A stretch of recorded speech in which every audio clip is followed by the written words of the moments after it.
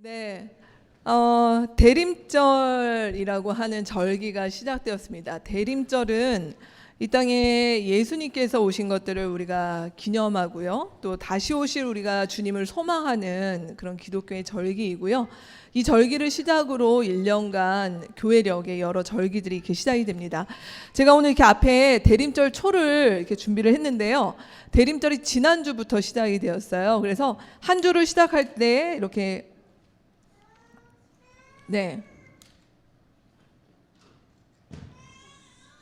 네. 어, 대림절 2주차여서 두 번째 주 이렇게 불을 켰고요. 네, 다음 주가 되면 세 번째. 그래서 한 주에 이렇게 하나씩 그리고 짙은 색부터 흐린 색으로 켜가면서 마지막 성탄 때는 하얀색으로. 그래서 우리에게 빛으로 오신 그 주님을 기념합니다. 그래서 뭐 이렇게 뭐 예쁘게 꾸미셔도 좋고 꼭 색깔이 아니어도 집에 그냥 이렇게 있는 초를 하셔서 이 기간에 아이들과 같이 초를 켜셔도 좋겠고 집에서 이렇게 의미 있게 보내셔도 좋을 것 같습니다. 네, 이 대림절이라고 하는 절기가 한자 풀이로는 기다릴 때 이말림입니다.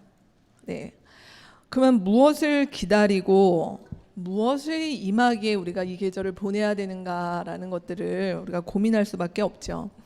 왜냐하면 사실 이 12월의 이 기간, 특별히 우리 성탄은 너무나 많이 상업화되어서 사실 아이들에게나 또 우리 좀 젊으신 분들에게나 여러모로 이 성탄절의 기간은 뭐 놀거리 없나, 뭐 재미있는 곳 없나, 뭐 이런 어떤 것들을 생각하게 하는, 그리고 아이들에게 이 기간은 네, 출처를 잘 알 수 없는 우리 산타 할아버지가 오셔서 선물을 주시는 그런 어떤 기간으로 사실 이 기간이 많이 좀 뭐라고 할까요? 변질된 기간입니다.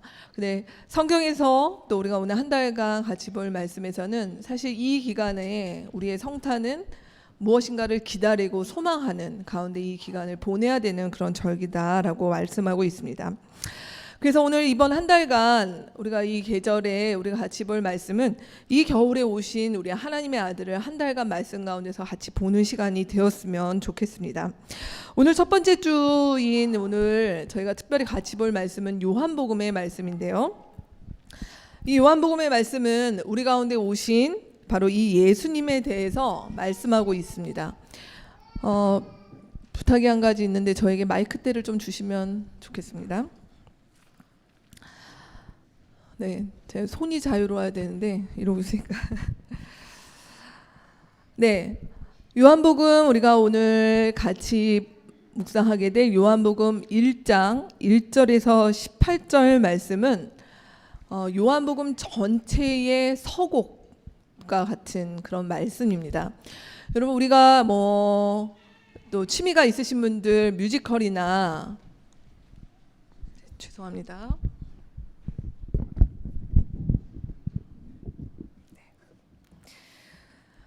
뮤지컬이나 뭐 오페라나 아니면 뭐 판소리나 이렇게 보게 되시면은 뭐 이렇게 시작들을 하죠. 옛날 옛적에 뭐 이러한 일들이 있었다. 누가 있었다. 뭐 이렇게 시작을 하는 부분들이 있습니다. 거기에 해당되는 말씀이 요한복음 1장 1절에서 18절의 말씀이 바로 그렇게 시작되는 것입니다. 그래서 요한이라고 하는 사람이 자 여러분 내가 이제부터 정말로 아주 멋진 이야기를 여러분과 같이 나누고 싶은데 그분이 누구인지 여러분에게 소개하고 싶습니다 라면서 이 이야기를 하고 있는 것이죠. 그래서 내가 소개하고 싶은 그분이 어떤 상황 가운데 오셨는지 또 어떻게 오셨는지 자 여러분과 지금부터 이야기를 한번 나눠볼까요 하면서 오늘 말씀이 시작되는 것입니다. 요한복음 우리 1장 1절에서 18절 말씀 우리 같이 한 목소리로 한번 읽어볼까요?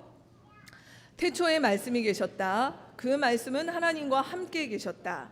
그 말씀은 하나님이셨다. 그는 태초에 하나님과 함께 계셨다. 모든 것이 그로 말미암아 창조되었으니 그가 없이는 창조된 것은 하나도 없다. 그에게서 생명을 얻었으니 그 생명은 사람의 빛이었다. 그 빛이 어둠 속에서 비치니 어둠이 그 빛을 이기지 못하였다. 하나님께서 보내신 사람이 있었다. 그 이름은 요한이었다. 그 사람은 그 빛을 증언하러 왔으니 자기를 통하여 모든 사람을 믿게 하려는 것이었다. 그 사람은 빛이 아니었다. 그는 그 빛을 증언하러 왔을 따름이다. 참 빛이 있었다. 그 빛이 세상에 와서 모든 사람을 비추고 있다. 그는 세상에 계셨다. 세상이 그로 말미암아 생겨났는데도 세상은 그를 알아보지 못하였다. 그가 자기 땅에 오셨으나 그의 백성은 그를 맞아들이지 않았다.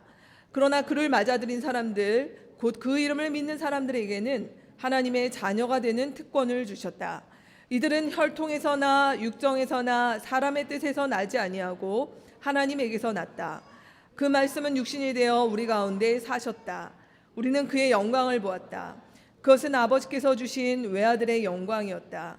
그는 은혜와 진리가 충만하였다. 요한은 그에 대하여 증언하여 외쳤다.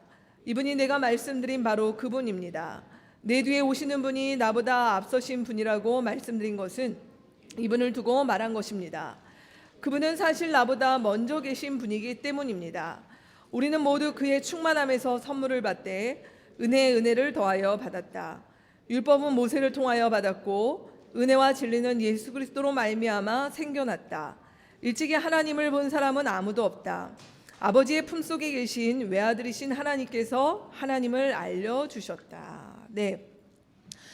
다른 복음서와 달리 이 요한복음은 시작 부분이 다른 복음서에서는 보통 예수님의 어린 시절 어떻게 태어났는지 아니면 족보 이야기 이렇게 시작이 되는데 요한복음 1장은 조금은 좀 어려운 이야기들로 이렇게 시작하는 것과 같은 인상을 우리가 받게 됩니다.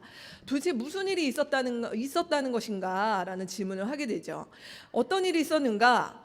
요한복음 1장은 태초에라고 하는 이야기부터 시작을 하고 있습니다. 태초에, 이 가운데 태초에 가보신 분은 아무도 없으시죠? 네, 태초에 계셨던 분이 계시면 안 됩니다. 네, 태초에 우리는 가본 적이 없습니다. 그것은 사실 우리가 알 수도 없고 사실 우리 가운데 본 사람도 없는 세상인데 그때 어떤 일이 있었는가라고 하면서 세 주인공의 이야기를 하고 있습니다. 첫 번째는 누구냐면 하나님이 계셨다. 그 태초에 하나님이 계셨다라고 하는데 그분은 태초에 계셨어요. 2절 말씀에 보면. 그리고 3절에 보면 그분은 어떤 분인가? 모든 것을 창조하신 분이래요.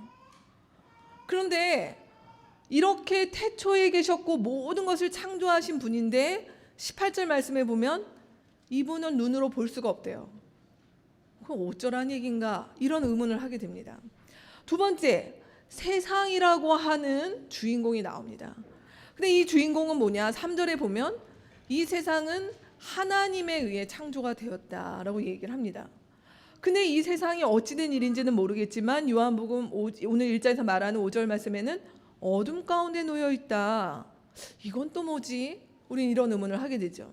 세 번째 주인공, 이제 더 황당한 주인공이 나옵니다. 말씀이 뭔가요? 말씀이 어떻게 생겼을까요? 여러분 그런 고민해 보셨어요? 말씀이 어떻게 생겼지? 말씀이 실체가 뭘까? 잘 모르겠습니다. 근데 말씀에 대해서 뭐라고 설명하냐면 1절과 2절에 보면 태초부터 하나님과 함께 있었다. 근데 그 말씀이 하나님이다. 그리고 3절에 보면 이 말씀이 하나님과 온 세상을 창조했다. 그리고 그 말씀 가운데서 우리에게 생명이 주어진다. 4절, 5절에 보면 그 말씀이 우리 가운데 빛으로 왔다. 이해하십니까? 여러분 이해되세요? 여기까지의 말씀을 통해 보면 이 말씀은 사실상 확인이 안 되는 말씀이에요. 확인할 길이 없어요. 아니 하나님이 태초부터 계셨다. 눈에 보이지 않는다. 세상이 창조되었는데 어둠 가운데 놓여있는데 이걸 어떻게 우리가 입증할 수 있죠? 그리고 그것 가운데 말씀이 있었다. 말씀은 우리가 확인할 수도 없고 실체가 뭔지도 모릅니다. 확인할 수 없는 영역의 이야기들이죠. 사실 인간은 오래전부터 이런 것들을 고민해 왔고요. 사실 이런 고민의 어떤 내용들이 사실 우리의 어떤 지나온 인류의 역사 속에서 보면 사실 그것이 신화라고 하는 어떤 모습으로 이 부분을 해석했던 것들이 많은 것 같습니다. 뭔가 우리 눈에 보이진 않지만 어떤 느껴지는 힘, 이해할 수 없고 설명할 수 없던 어떤 것들에 대해서 그것이 우리의 어떤 인지할 수 있는 것들 속에서 해결이 안 되니 자연스럽게 그 부분을 인간의 상상력을 발휘하여서 신화라고 하는 것들 속에서 그런 것들을 만들어내죠. 그래서 그런 일들이 우리가 알지 못하지만 신의 세계가 있고 그 신의 영역에서 신들을 통해서 인간의 역사 속에 일어나는 우리가 다 이해할 수 없는 일들이 영향을 받는다라고 하는 것들이 있지 않았습니까? 그럼 우리가 오늘 믿는 예수님은 이렇게 우리가 만들어낸 어떤 신화의 다른 버전인가라고 하는 것이죠. 근데 오늘 요한은 무슨 얘기를 하냐면, 자, 이런 것들을 우리가 확인할 수 없는데, 이 확인할 수 없는, 입증할 수 없는 이 일을 우리에게 알려주시기 위해서 어떤 일이 일어났는가? 9절 말씀에 그 빛이 세상에 왔다는 것입니다. 그 빛이 세상에 왔다. 그리고 그 말씀을 좀 더 구체적으로 풀이하면 14절 말씀에 그 빛이신 말씀이 육신이 되어 우리 가운데 살다 가셨다. 즉 무슨 얘기입니까? 그 말씀, 사실 나도 잘 모른다. 근데 말씀이 사람의 몸을 입고 이 땅 가운데 살다 가셨고, 지금 요한은 무슨 얘기를 하고 있는 걸까요?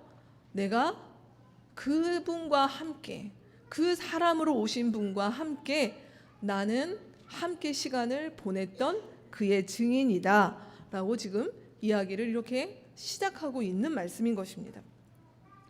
그리고 오늘 이 말씀이 예수님께서는 아예 본인 스스로 뭐라고 말씀하셨냐면, 그러한 과정을 하나님의 나라가 도래했다, 하나님의 나라가 이 세상 가운데 침투했다, 그렇게 말씀하신 맥락이 바로 이 모든 맥락인 것이죠.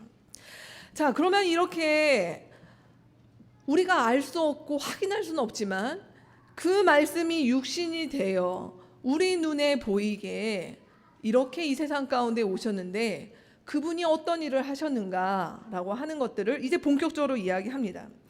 오늘 5절과 9절 말씀에 보면 무엇이라고 얘기하냐면, 그 말씀이 육신이 되어 우리 가운데 오신 분이 세 가지 일을 하셨는데요. 첫 번째가 뭐냐면 어둠의 세상 가운데 빛을 비추셨다라고 5절과 9절 말씀에 이야기하고 있습니다.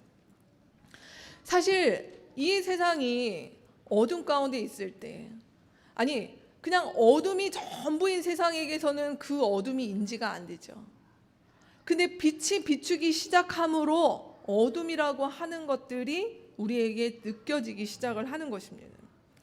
근데 오늘 말씀해 보면 뭐라고 얘기하냐면, 이 빛이 어둠의 세상 가운데 비추기 시작을 하는데 어둠이 이기지를 못하는 일들이 벌어졌노라 라고 이야기를 하고 있습니다. 여기서 말하는 이 어둠은 단순히 이렇게 지금 밖에는 밝고 밤이 되면 어둡고 그런 어둠이 아니라 이 세상 가운데 만연되어 있는 어둠의 권세, 죄와 죽음의 권세, 그것을 사실 요한복음 전체에서는 이야기하고 있습니다. 그래서 이 빛이 비추기 시작하면서 어둠이 감당하지 못하고 어둠이 물러가는 일들이 시작되었고, 그런 과정 가운데서 오늘 말씀에 뭐라고 얘기를 하냐면, 그러나 이러한 일들이 이 세상은 그 빛을 잘 인식하지 못했다라고, 그를 알아보지 못했다라고 이야기를 하고 있어요. 왜일까요? 사실 오늘 말씀에는 구체적으로 그 얘기를 하고 있진 않지만 요한복음 전체에서 보면 어둠이라고 하는 것도 그렇게 쉽사리 물러갈 수 있는 것이 아니라 굉장히 강한 존재이고, 또 이 세상은 어찌 보면 그 어둠에 길들여져 있기 때문에 이 어둠이 그렇게 물러가는 것이 쉽지는 않지만, 빛이 비추기 시작하게 되었을 때, 그렇지만 이 빛으로 말미암아 이 세상의 어둠은 이기지 못하고 물러가는 일들이 우리 가운데 시작되었다라고 이야기하고 있는 것입니다. 두 번째로는 이렇게 빛이 비추기 시작할 때 그 빛을 받아들인 사람들, 어둠 가운데 있지만 그 빛을 맞아들인 사람들에게 어떤 길이 열렸는가? 하나님의 자녀가 될 수 있는 그 기회가 열렸다라고 오늘 본문에서 이야기하고 있습니다. 오늘 말씀에 굉장히 중요한 동사가 이 맞아들임이다라고 하는 부분이에요. 빛이 아무리 밖에서 비추어더라도 그 빛을 향해서 우리의 여기 있는 창문을 이렇게 펼쳐놓고 있을 때 그 빛이 우리 가운데 효력이 있는 것이지, 이렇게 빛이 들어오지만 마치 암막 커튼을 쳐버리듯이 나는 저 빛을 거부하겠다라고 하면 아무리 밖이 밝아도 그 빛이 우리 안으로 들어올 수가 없죠. 그렇기 때문에 우리 주님이 우리 가운데 오셔서, 빛으로 오신 주님이 자, 내가 너희를 다 하나님의 자녀로 만들어버리겠다 하고 우리에게 밀어붙여서 우리에게 오신 것이 아니라, 그분의 빛이 비추지만 그 빛을 맞아들이냐 아니면 그 빛을 맞아들이지 않느냐, 그 부분은 우리의 몫인 것입니다. 그러기에 오늘 말씀에서는 어떻게 얘기를 하고 있냐면, 그 빛을 맞아들인 사람에게 하나님의 자녀가 될 수 있는 그 길이 열렸다. 그리고 이 하나님의 자녀가 되는 것은 13절 말씀에 보면 우리의 어떤 노력으로 되어진 것이 아니다라는 것입니다. 거기에 나오는 혈통, 육정 이런 말씀은 무엇이냐? 하나님의 자녀가 되기 위해서, 다시 얘기하기 위해서 그 빛이 비추어지는데 우리 가운데 누구도 그 빛을 만들어내거나 아니면 그 빛을 우리에게 유도하거나 했던 사람은 아무도 없다. 그리고 그렇게 할 수가 없다. 단지 우리가 할 수 있는 것은 그 빛이 우리 가운데 비춰지기 시작했을 때 그 빛을 향해서 내가 내 마음의 문을 여느냐 닫느냐라고 하는 것이고, 그 마음의 문을 열기 시작했을 때 우리 안에 있던 어둠이 물러가고 그리고 우리 안에 비로소 하나님의 자녀가 되는 길이 열리게 되었다라고 이야기하고 있는 것입니다. 말씀이 딱딱하죠. 네, 여러분들의 눈들이 한없이 내려가고 계셔서 특별히 어제 마두가교 식구들 기억하고 있습니다. 새벽 3시까지 MT하고 오신 걸로 오늘 알고 있는데 너무 잘 보입니다. 네. 1장 요한복음 1장이 좀 어렵습니다. 근데 오늘 이 말씀 우리가 잘 이해하는 것이 우리에게 되게 필요한 것이, 우리에게 어떤 일이 일어나는가를 우리가 알지를 못하고 제대로 못하면은 신앙생활에 이렇게 딴짓을 할 수 있다는 것이에요. 여전히 어둠이 있구나 뭐 이렇게 생각할 수 있다는 것이죠. 근데 오늘 말씀은 그것이 아니라 이 어둠의 세상 가운데 이미 그 빛이 비추기 시작했고, 이 가운데 계신 많은 분들이 어떠한 일인지는 모르겠지만 우리의 인생의 어느 시점에 그 빛을 향하여서 나의 마음의 문을 열고 이 자리까지 오셨던 분들이 이 자리에 많이 계신 것 같습니다. 그러게 오늘 말씀에서 뭐라고 이야기를 하냐면, 그렇게 하나님의 자녀가 되는 것, 그것이 곧 은혜와 진리에 우리가 이루고 있는, 그 은혜와 진리가 우리 가운데 충만하게 가고 있는 그 과정이다라고 이야기를 합니다. 교회에서 참 많이 쓰는 말 중에 은혜다, 다 은혜입니다, 주님의 은혜입니다 이렇게 얘기하는데, 여러분 그 은혜를 아십니까? 은혜가 무엇입니까? 성경이 얘기하고 있는 은혜는 내가 뭐가 잘 돼서 은혜가 아니라, 은혜의 가장 기본적인 말은 내가 한 것이 아무것도 없는데 내게 주어진 것이에요. 내가 주님의 빛이 우리의 마음 가운데 이 세상 가운데 있도록 하는 데에 우리 중에 어떤 누구도 사실 기여한 사람은 아무도 없습니다. 그럼에도 불구하고 마치 우리가 이 태양이 이 아침에 뜨도록 하기 위해서 어제 밤새 이 자리에서 기도하셨다거나 뭐 지구 밖에서 뭔가 하셨다 뭐 이런 분들 없으시죠? 근데 이게 너무 당연한 것이잖아요. 아침에 해가 뜨는 것. 그와 같이 이 어둠의 세상 가운데 주님의 빛이 비춘 것, 그리고 거기에 대해서 내가 반응하는 것, 이것이 곧 은혜요, 그것이 선물이다라고 이야기하는 것입니다. 그리고 이 은혜를 경험하기 시작한 사람들은 비로소 진리가 무엇인지, 이 세상 가운데서 이렇게 진리에 갈급하거나 진리를 찾지 아니고 이것이 바로 내가 찾던 그 진리이구나 라는 것을 비로소 깨닫기 시작하는 일들이 있다라고 이야기합니다. 그리고 세 번째로 이 모든 일들을 통해서 우리가 아까 들었던 요한이 앞에서 얘기했던 태초에 있었던 하나님, 이 세상, 말씀, 이 모든 일들이 비로소 그분이 계시구나라는 것들을 이 사건을 통해서 하나님을 우리가 알게 되었다라고 얘기하는 것입니다. 그래서 18절 말씀에 보면 요한이 뭐라고 얘기합니까? 이 땅 가운데 하나님을 본 사람은 없다. 그렇지만 그 말씀이 육신이 되어서 우리 가운데 오신 예수님을 내가 겪어보니, 내가 그분을 만났던 이야기들을 이제 하려고 하는데 그 이야기들을 돌아보니 그 태초에 계셨던 하나님, 그 이 어둠의 세상에 빛을 비셨던 하나님, 그분이 계시는 분이구나, 그분이 이러한 분이구나 라는 것들을 나는 알게 되었다. 그리고 이제 그 이야기를 여러분과 본격적으로 나누겠습니다, 구체적으로 나누겠습니다 하면서 요한복음 1장 19절에부터 이제 예수님이 여러 사람을 만나시고 여러 일들을 하셨던 이야기들이 본격적으로 시작되는 그 이야기를 이제 하고 있는 것입니다. 여러분, 이 일이 2000년 전 로마가 온 세상의 패권을 장악하고 있을 그때에 저 팔레스타인 지역에서 있었던 일이었습니다. 그리고 요한은 이 말씀에 나오는 이 놀라운 주인공을 실제로 그가 만나고 경험하고 그의 인생을 따라다니면서 있었던 일들을, 그 목격담을 이제 요한복음에서 풀어내고 있는 것이죠. 그리고 지난 2000년 동안 그 목격담을 들었던 사람들의 그 이야기가 책으로 남겨져서 가는 곳마다 그 이야기들을 통해서 사람들이 내가 어두움에 있었구나, 나의 인생에 빛이 필요하구나, 그리고 그 빛 가운데 나아갈 때 비로소 하나님의 자녀가 되고 이 땅 가운데 내가 은혜와 진리가 무엇인지 알았노라 라고 하는 그 경험했던 사람들의 이야기를 통해 오늘 우리에게까지 왔던 것입니다. 여러분, 그 예수님을 여러분 만나셨습니까? 저는 이맘때가 되면 20년 전 저의 아주 추웠던 겨울이 생각납니다. 20년 전 저희 20대였는데요. 네, 정확히 시간도 기억납니다. 1월이었습니다.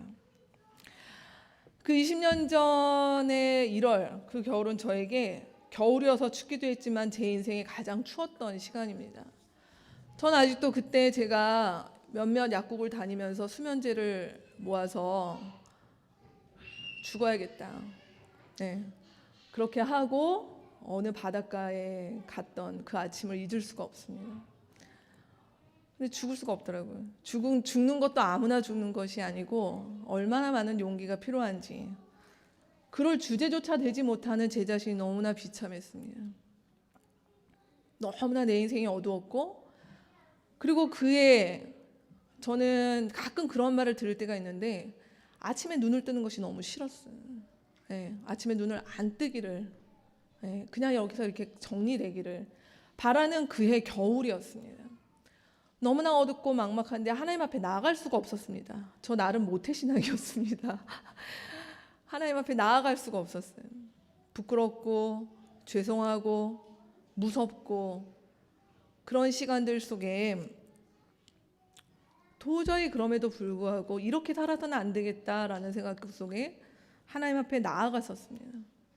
말이 떨어지지 않고 뭘 해야 될지도 모르는 상황 속에서 그의 겨울, 제가 모 교회의 어느 마룻바닥에서 하나님 앞에 뭐라고 할 말이 없는데 그냥 맨날 울었던 것 같아요. 그런 것들 속에서 뭐 특별하게 무슨 기적이나 무슨 체험을 한 건 아니지만 하나님은 그때 저를 만나 주셨어요. 하나님 그때 저를 만나 주시는데 그분이 저를 나무라지 않으시고 저를 그의 따뜻한 빛 가운데로 불러주셨어요. 그리고 그 막막했던 저의 인생 가운데 조금씩 빛이 비추기 시작하면서 어느덧 그 빛이 내 안에 들어오기 시작했을 때 내 안에 꽉 차 있었던 그 없어지지 않을 것 같은 그 어둠이 물러가기 시작을 하고, 그 어둠이 물러가면서 비로소 제가 살 용기가 생기고 이제 좀 살아봐야겠다라고 하는 것들을 시작했던 그의 겨울을 잊을 수가 없습니다. 그리고 그렇게 시간이 흘러 20년이 지나서 이제는 그 빛이 내 안에 아주 작지 않고 내 안에 그때보다 훨씬 선명해져서 그것이 나를 비출 뿐만이 아니라 내 주변을 돌아보게 하고 이렇게 공동체를 함께 갈 수 있는 그 시간이 흐르는 것들에 대해서 얼마나 감사한지 모르겠습니다. 여러분 어떠십니까? 우리가 한 해를 마무리하면서 여러분 어떻게 언제 예수님을 그렇게 만나셨습니까? 내 인생의 어둠의 시절, 그 어둠이라고 하는 것이 제가 20년 전에 뭐 대단한 건 아니에요. 지금 보면 사실 부끄러운 일이었어요. 그렇지만 그 인생에 각자 겪어하게 되는 그 어둠이라고 하는 것들은 비교 불가죠. 다 누구에게나 그것이 절대적인 것이니까요. 근데 그 어둠의 시간 속에 나를 찾아오셔서 나를 만나주시고 나를 회복하시고 그리고 내 인생의 빛으로 찾아오신 그 예수님을 여러분 경험하신 적이 있으십니까? 저는 이 대림의 기간에 그렇게 나를 만나주신 그 예수님을 여러분께서 기억하고 내 인생 가운데 올 한 해도 그 빛이 나를 어떻게 인도하셨는가라는 것들을 돌아보셨으면 좋겠다라는 생각이 듭니다. 이 예수님을 이렇게 만나기 시작할 때 우리에게 일어나는 일들은 그 일들 속에서 내가 무엇인가를 해야겠다라는 것이 아니라 그 빛이 우리 마음 가운데 비추기 시작할 때 우리에게 일어나는 변화들은 너무나 놀랍고 아주 흥미로운 일들이 일어나기 시작을 합니다. 그리고 그 빛은 우리 안에만 머물러 있지 아니하고 우리로 하여금 이 세상을 향해서 어떻게 살아야 될지에 대해서 조금씩 우리를 일깨우기 시작하는 그 일도 일어나기 시작한다라는 것입니다. 그럼 어떻게 할 것인가 라고 하는 질문이죠. 오늘 요한복음 말씀에는 이 세상 가운데 그 빛이 비추었다. 그리고 오늘도 그 빛은 예외 없이 이 자리에 있는 우리 모두에게 비추고 있다. 그 빛이 나의 삶을 어디까지 이끌어가고 있는가? 아니면 이 가운데 혹 아직 그 빛에 대해서 내 마음을 닫고 계신 분들이라고 하신다면 그러면 나는 어떻게 할까 하는 부분들을 오늘 같이 고민해 봤으면 좋겠습니다. 첫 번째는 우리 대림의 기간에 그 예수를 이 어둠에 있었던 우리에게 찾아오셔서 빛으로 오셔서 우리의 인생 가운데 은혜와 진리를 알게 하시는 그 예수님을 여러분 새롭게 만나는 일들이 있었으면 좋겠습니다. 예수를 새롭게 만나십시오. 이게 사실 교회에 가면 우리가 자주 듣는 말입니다. 어떻게 하면 예수를 새로 만날 수 있을까요? 어떻게 하면 될까요? 오늘이라도 예배 마치고 어디 가까운 기도원이라도 가방 싸서 들어가면 예수를 새롭게 만나실 수 있습니까?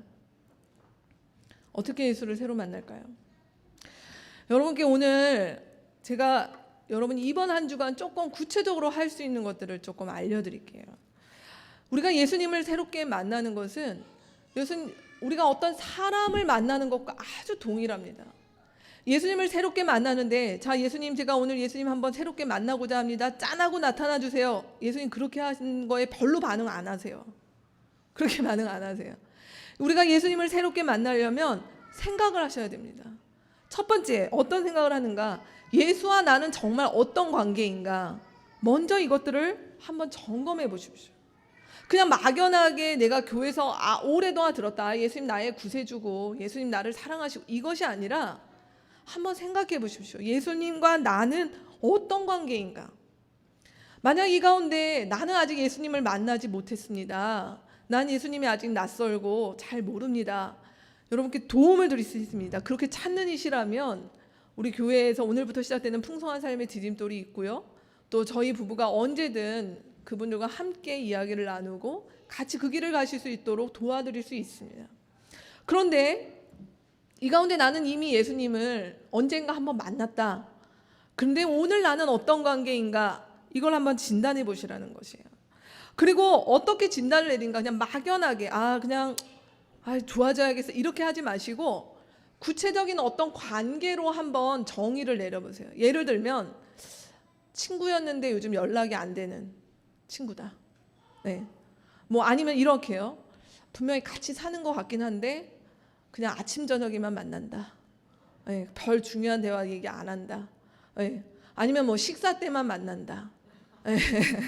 뭐 이런 이렇게 하신거나 아니면 나는 맨날 민원을 넣는 것 같다. 그분을 만날 때 이렇게 어디 동사무소나 경찰서 가서 이렇게 민원 넣듯이 이거 언제까지 해결해 주실 거예요? 뭐 이런 느낌인 것 같다. 아니면 나는 그분하고 부족하지만 동역을 하고 있는 것 같다. 뭐 이렇게 구체적으로 나와 그리스도의 관계를 구체적인 어떤 걸로 진단을 해보시는 것입니다. 그리고 세 번째, 그것에 대해서 평가를 해보세요.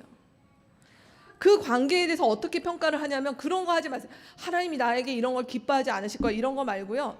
아주 개인적이고 주관적인 평가를 하세요. 내가 이런 상태 가운데 나가 만족하는지를 평가해 보세요. 내가 그 친구가 나에게서 멀어져 가는 예수님과의 관계가 나는 왠지 멀어져 가는 친구 같다. 근데 평가를 해봤는데 어떤 평가가 나는가? 나는 괜찮은 것 같아. 나는 별로 예수님이랑 그렇게 지내는 게 불편하지 않아. 좋습니다. 이제 정직하게 평가하시면 됩니다. 괜찮습니다. 근데 그 평가에 대해서 내가 만족하고 있는가를 스스로에게 물어보셔요. 내가 예수님하고 원래 가지고 싶었던 그 관계가 이런 관계가 아닌데 무엇인가 내가 이건 아니지 않는가? 어디서부터 문제이지? 그 원인이 뭘까? 예를 들어서 그 원인이 나는 무엇인가 좀 요즘에 나의 생활이 뭔가 좀 퇴보가 있는가? 아니면 내가 오랫동안 해결되지 않는 나의 오래된 죄나 습관의 문제가 있는가? 아니면 상처의 문제가 있는가? 그냥 내 삶이 요즘 너무 많이 분주한가? 뭔가 귀찮은가? 이런 일들을 한번 보시는 겁니다. 자, 여기까지는 우리가 개인적으로 할 수 있고요. 보통 연말이나 새해가 되면 이런 일도 한 번씩 하시는 분들이 꼭 계세요. 그래서 새해 계획 세우시잖아요. 올해는 성경 일독해야지, 뭐 기도는 뭐 해야지 이렇게 계획 세우시잖아요. 그리고 올해 연말이 왔죠. 결국 성경 일독 거의 안 하셨죠. 거의 기도 생활 잘 안 되셨죠. 우리 이런 일들이 그냥 왜 이렇게 할마다 반복이 되고 이러다 보면 뭔가 예수님과의 관계를 내가 새롭게 나아가고자 하는 것에 대해서 자신이 없으면 어차피 안 된다 이렇게 생각이 되는 것이죠. 그러면서 약간 이렇게 좀 뭐라고 할까요? 이게 두려움이 있어요. 내가 이렇게 살다 하나님 앞에 한번 맞지? 내가 이렇게 지내다가 한 번에 하나님 앞에 호되게 한번 뭐 이게 이런 어떤 것들이 교회 생활을 좀 하신 분들에게 더더욱 이렇게 있습니다. 그 패턴을 안 가시는 방법 제가 알려드릴게요. 공유하십시오. 여러분의 공동체, 여기 가정교회가 있으신 분들이라면 가정교회 이제 나누셔야 되고요. 저는 아주 추천하는 방법은 이 가운데 같이 사시는 가족, 우리 뭐 부부가 같이 신앙생활 한다. 배우자와 이걸 나누셔야 돼요. 다른 거 뭐 내년에 뭐 이런 계획 저런 계획도 있는데 가장 중요한 예수를 새롭게 만나는 부분에 있어서 내가 공유할 사람이 없는 것이 안 되는 것입니다. 왜냐하면 우리가 주님을 새롭게 만나는 일들은 하나님과 나만 해결되는 것이 아니라 우리가 더불어 함께 그 일들을 해야 되는데 이걸 나누셔야 되는 거예요. 그래서 내가 이런 관계에 있다.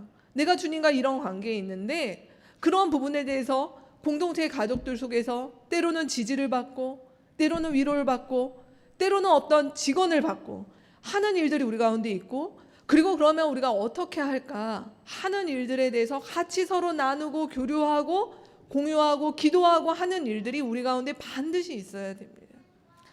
이런 일들이 있을 때 우리가 예수를 새롭게 만나는 것들이 그냥 막연히 주님을 만났으면 좋겠어?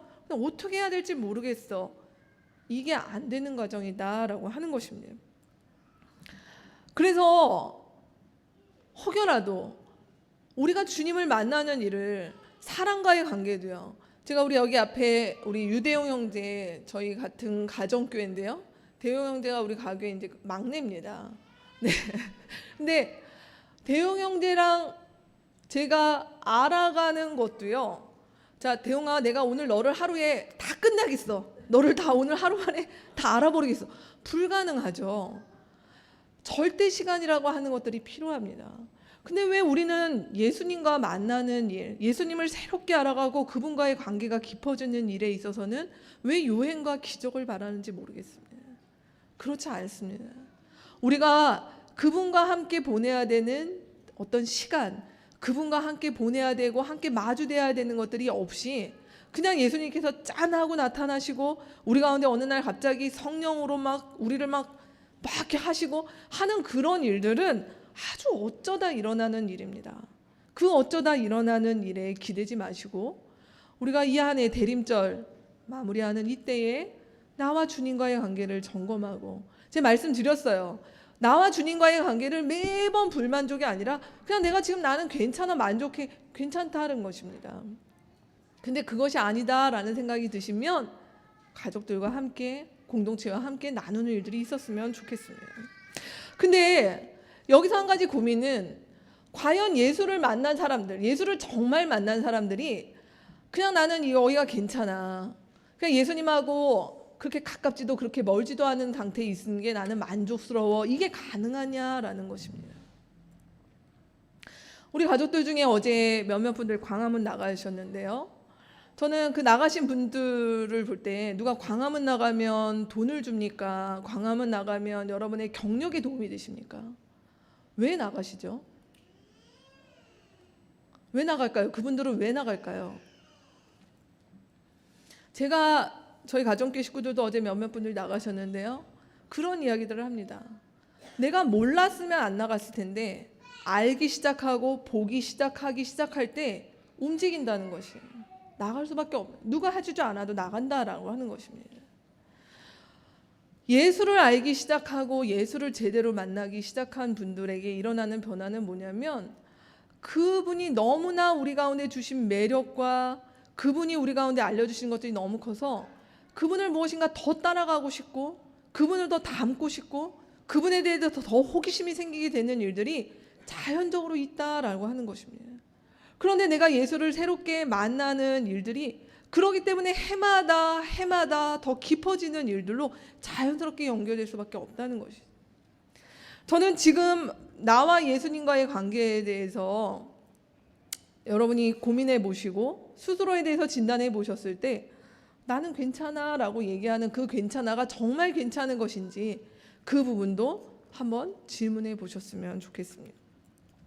두 번째로는 이렇게 우리가 예수님을 새롭게 만나가는 일들을 우리가 구체화 해마다 되기 시작을 하면 어떤 일들이 있냐면 그분이 우리 가운데 주신 이 선물을 누리는 일들이 있기 시작합니다. 이 선물을 누리기 위해서는 첫 번째로 무엇이 필요한가? 은혜와 진리가 우리 가운데 선물이구나 라고 하는 것들을 알아가는 것이 필요한 것이죠. 나에게 정말 필요한 선물은 은혜와 진리가 아닙니다 하는 분들에게 은혜와 진리는 선물일 수가 없습니다. 근데 예수를 제대로 만나가고 예수를 새롭게 만나가기 시작하는 사람들에게 비로소 알게 되는 것은 이 은혜가 내가 이 세상의 다른 무엇으로도 내가 어떻게 하더라도 이거는 내가 얻을 수 없는 것인데 주님께서 나에게 주셨구나. 내가 하나님의 자녀가 되는 것이 정말 놀랍구나.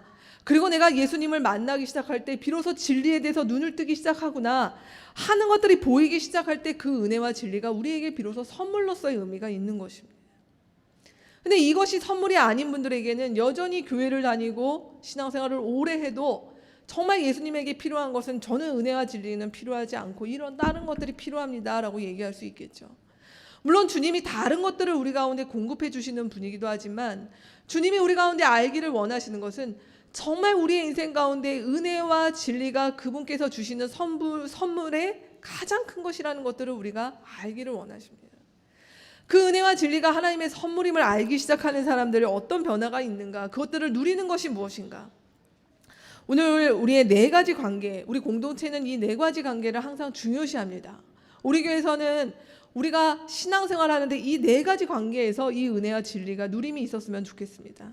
하나님과의 관계, 나 자신과의 관계, 그리고 공동체와의 관계, 이웃과의 관계에서 이 은혜와 진리를 누리는 일들이 있었으면 좋겠는데 하나님과의 관계, 여기 더 구체적인 내용들이 하나님과의 관계에서는 그것을 어떻게 누리는가? 주님을 만나기 시작한 사람들은 하나님에 대해서 더 알아가고 싶어합니다. 그분이 누구신가? 그분이 어떤 일을 하셨는가? 더 알아가고 싶어합니다. 그리고 더 알아갈수록 그분을 사랑할 수밖에 없습니다. 하나님을 사랑하지 않으면 우리에게 벌을 주시는 분이어서 우리가 사랑하는 것이 아니라 정말 그분이 너무나 매력적이시고 그분이 얼마나 사랑이 많으신 분이신지 알 때 우리가 그분을 사랑할 수밖에 없다라는 것입니다. 사랑하기 때문에 말씀 봅니다. 사랑하기 때문에 기도합니다. 사랑하기 때문에 예배드립니다. 사랑하기 때문에 공동체를 섬깁니다. 이렇게 일이 가는 것입니다. 공동체를 섬기니 주님이 축복하시고 내가 말씀과 기도를 보니 주님이 나를 축복하시고 이 순서가 아니라는 것이에요. 내가 주님을 사랑하니 말씀을 보고 내가 주님을 사랑하니 기도와 예배로 나아가게 되더라는 것입니다. 두 번째로는 나 자신과의 관계에 있어서 그 은혜와 진리를 누리는 일들이 시작됩니다. 나 자신과의 관계에서 여러분께 드리는 그 여기에 나와 있는 키워드들을 여러분 기억하셨으면 좋겠습니다. 나 자신과의 관계가 어떻게 은혜와 이 진리를 누릴까요?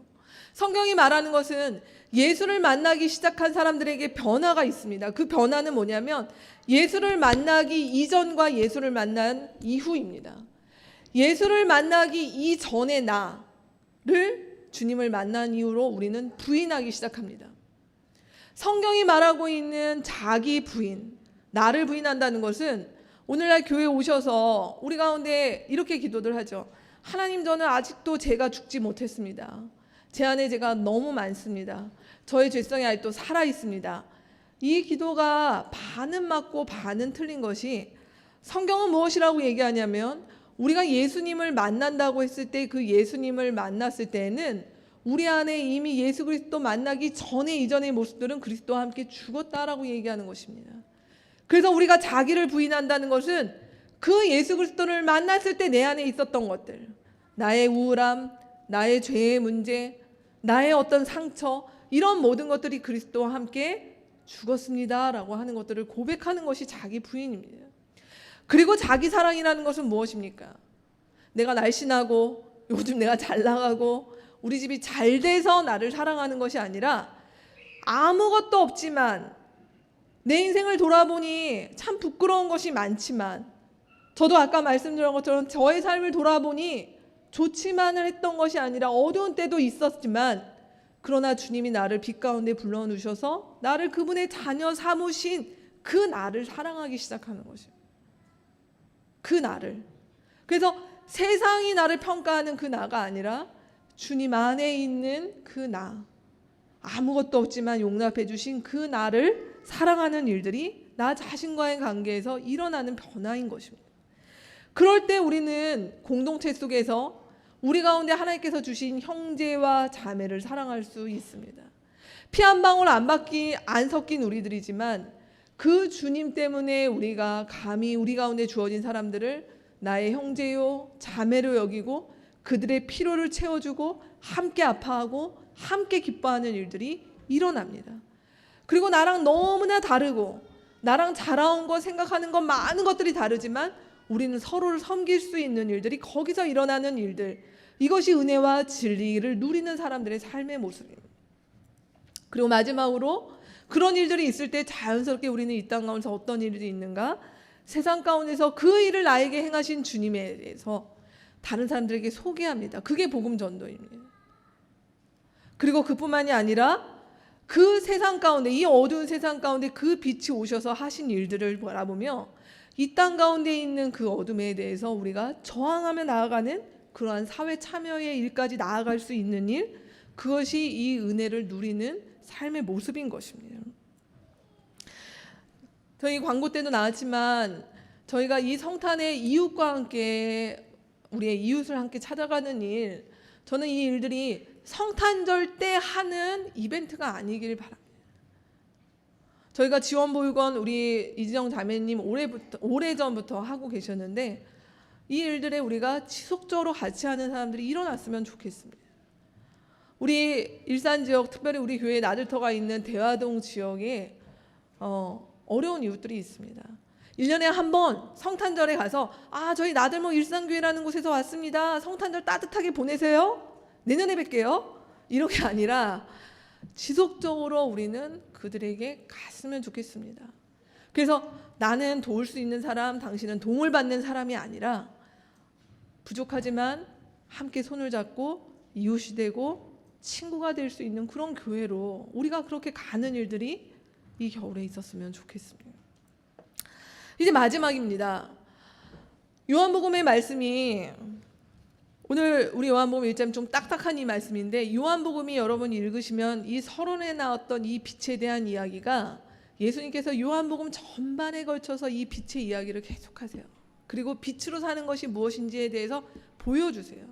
그리고 12장에 가면 마지막으로 나오는 말씀, 요한복음 12장에 가면 뭐라고 있는가, 여러분의 설교 안에 있는 말씀 한번 같이 읽어볼까요? 빛이 있는 동안에 너희는 그 빛을 받아서 빛의 자녀가 되어라. 46절입니다. 나는 빛으로서 세상에 왔다. 그것은 나를 믿는 사람은 아무도 어둠 속에 머무르지 않도록 하려는 것이다.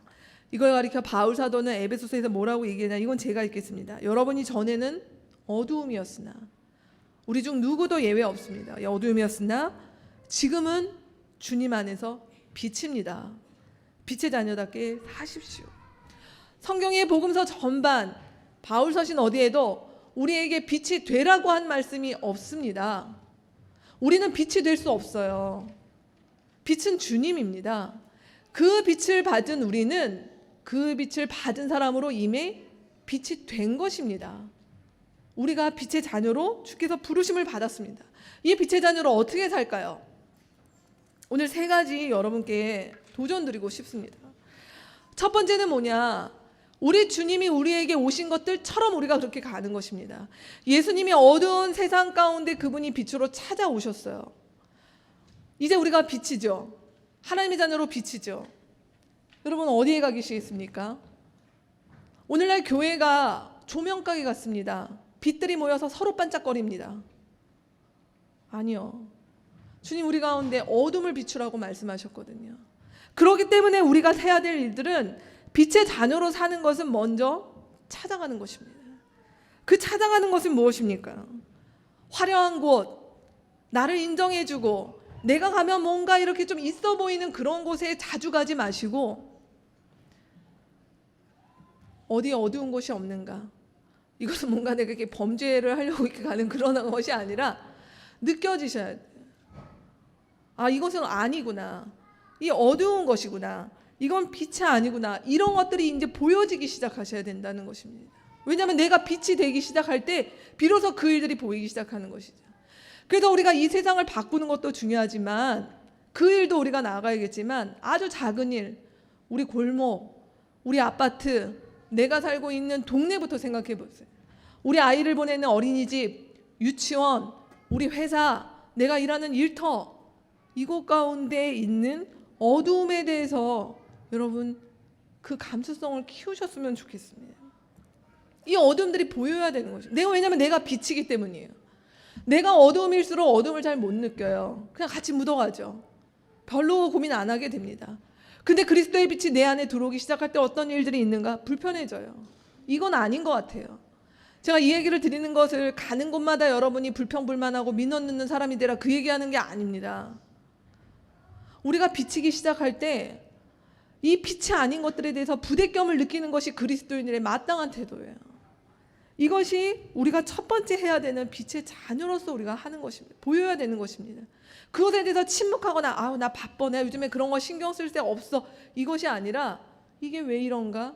어디부터 문제인가? 이게 왜 이렇지? 하는 질문을 해야 되는 것입니다. 그렇게 될 때 두 번째, 그것을 찾아내기 시작했을 때 우리는 거기에 대해서 거부하셔야 됩니다. 이 거부하라는 말을 조금 더 강력한 욕이라면 분노하셔야 됩니다. 불만족하셔야 됩니다. 오늘 한국교회 안에 굉장히 만연된 얘기가 뭐냐? 다 하나님의 섭리라는 거예요.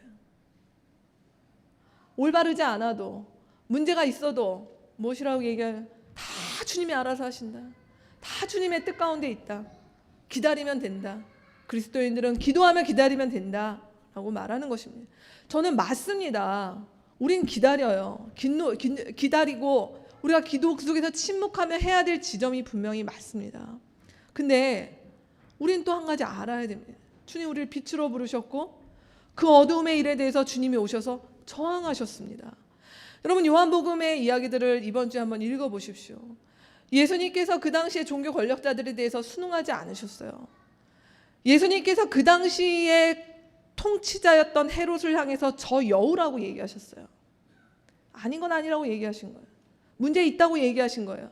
그들과 어울리지 않으셨어요. 그래서 그들과 나를 세우기도 하시고 결국 그들에게 핍박을 받으시는 일들이, 예수님께서 그렇게 사셨던 일들이 바로 이런 일들 가운데 있는 것입니다. 거부하십시오. 문제 있다고 얘기하십시오. 그리고 우리의 이 모든 것들을 섭리와 감사와 은혜라고 하는 정확하지 않은 일들로 포장하지 마시기 바랍니다. 그리고 마지막, 그런 일이 됐을 때 우리는 행동하는 것입니다. 거부하고 찾고 하는데 그냥 말로 끝나는 것이 아니라 행동합니다. 뭐 어떤 큰 적극적인 행동도 있지만 저는 여러분께 어떤 것들을 드리냐면, 여러분이 계시는 그 자리 가운데서 그 어두움이 익숙하고 어두움이 만연됐던 일들 가운데 나 때문에 그 어두움이 만연했던 일들이 불편해지도록, 균열을 일으키도록 하는 일들을 하셔야 됩니다. 내가 비치기 때문에. 사실 쉬운 일은 아니죠. 다 그렇게 가는데, 다 그것이 관행인데, 그렇게 관행을 하는 그런 어떤 일들과 만연된 일들을 하는 사람들이 적어도 우리의 눈치를 한 번쯤은 보도록, 적어도 우리의 어떤 것들을 보면서 좀 미안해하도록 하는 일들이, 일어나는 일들이 우리가 할 수 있는 어떻게 보면 최소한의 일이라도 한다는 것입니다. 그리스도인이 있던 없던 말던 온갖 잘못과 악행과 어둠의 일들이 버젓이 벌어나는 그 일들 가운데, 근데 거기에 교회 다니는 사람들이 많았대. 이게 부끄러운 일이라고 하는 것이지. 오늘 주님은 우리 가운데 그 이야기를 하고 있는 것입니다.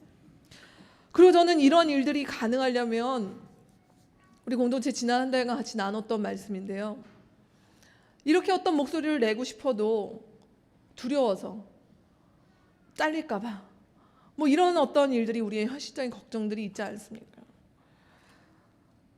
저의 꿈은 그런 현실적인 걱정을 안 해도 되는 공동체가 됐으면 좋겠습니다.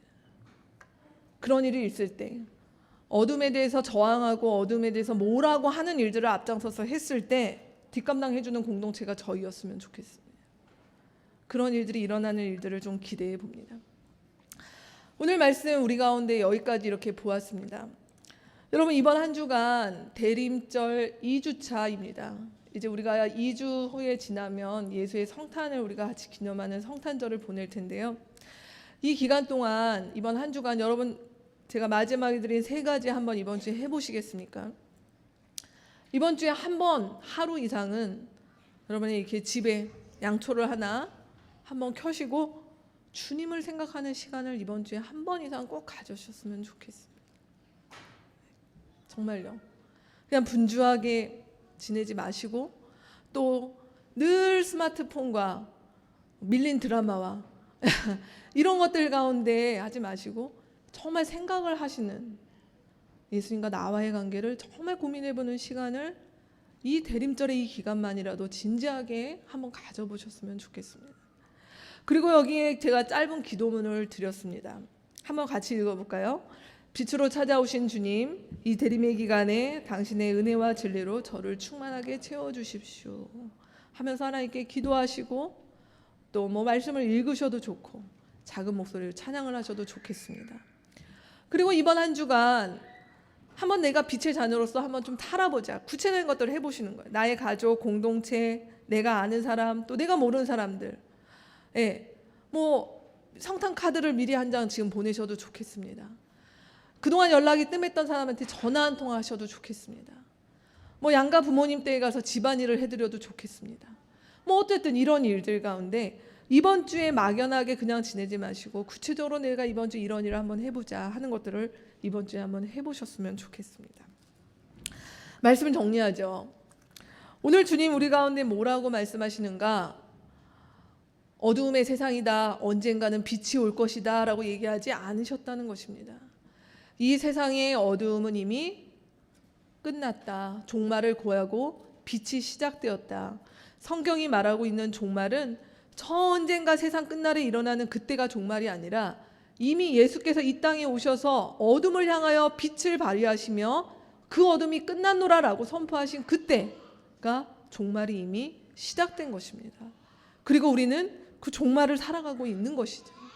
그래서 이사야 9장 2절의 말씀은 이루어질 말씀이 아니라 이미 우리 가운데 이루어진 말씀입니다. 9장 2절의 말씀 같이 읽어보겠습니다. 어둠 속에서 헤매던 백성이 큰 빛을 보았고 죽음의 그림자가 드리운 땅에 사는 사람들에게 빛이 비쳤다. 믿으십니까? 이 일이 이미 성취된 일입니다. 우리는 그 종말을 살아가고 그리고 그 종말을 살아가면서 우리는 무엇이라고 얘기하냐면 어둠을 향하여 선포하는 자들인 것이죠. 어둠아, 너가 아무리 그렇게 짙게 아무리 어둡게 오더라도 이미 예수 그리스도 안에서 빛이 이 세상 가운데 비추었노라. 그리고 그 빛이 나의 영혼과 우리의 공동체와 이 세상을 향하여서 지금도 그 빛이 발하고 있노라. 그것들을 우리가 선언하며 나아가는 그런 주가 바로 이 대림의 기간입니다. 이번 한 주간 이 빛으로 오신 주님, 그 주님 우리가 기억하고 그 걸음을 부족하지만 새롭게 시작하는 그런 한 주가 저와 여러분 모두 되시기를 소망합니다.